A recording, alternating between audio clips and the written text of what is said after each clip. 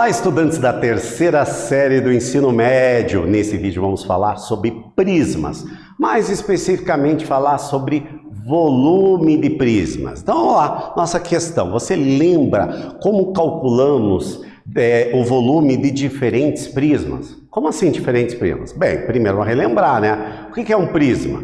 Prisma é quando nós temos um poliedro, onde nós temos duas bases que são paralelas e iguais. E essa base, quando é um paralelepípedo, tranquilo, né? Pode ser uma base quadrada ou uma base retangular, que é fácil a gente lembrar, que é base vezes altura, né? Se é por exemplo, um cubo, né? Nosso hexaedro regular, é simplesmente um lado vezes outro lado, né? Muito fácil para fazer a área da base.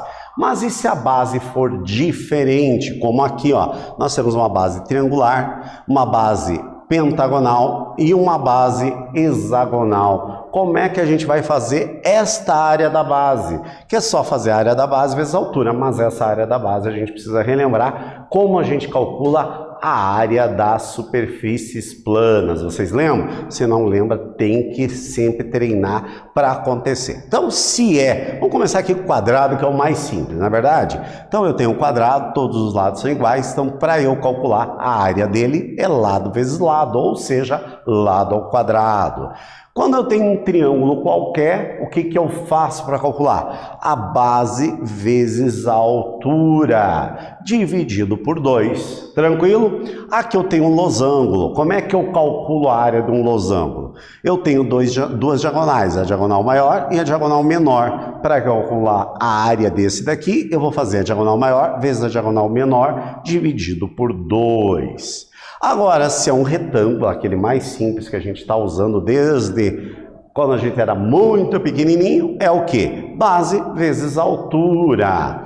E agora, quando nós temos um trapézio, nesse caso aqui, nesse desenho, a gente está chamando de um trapézio que é isósceles, ou seja, esse lado é igual a esse. Mas poderia ser também um trapézio escaleno ou um trapézio retângulo. A forma de calcular é a mesma. Por quê? Eu vou olhar as duas bases, a base maior e a base menor, vezes a altura, que a altura é exatamente a distância entre as duas bases.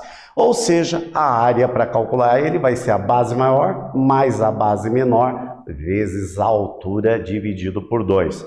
Fácil, não é verdade? Se qualquer prisma tiver esses formatos, o que eu faço? Área da base vezes altura. Mas nós temos um aqui que é muito comum, que é o caso de um triângulo equilátero. O que é triângulo equilátero? Quando todos os lados são iguais.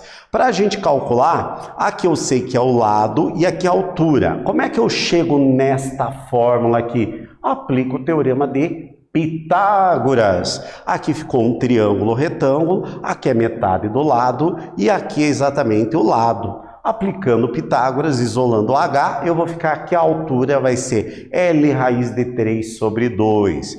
Para eu calcular como que é a área dele, eu faço base vezes altura. A base é L vezes a altura, que é L raiz de 3 sobre 2, fazendo a operação matemática. Portanto, a área de um triângulo equilátero vale L ao quadrado raiz de 3 sobre 4.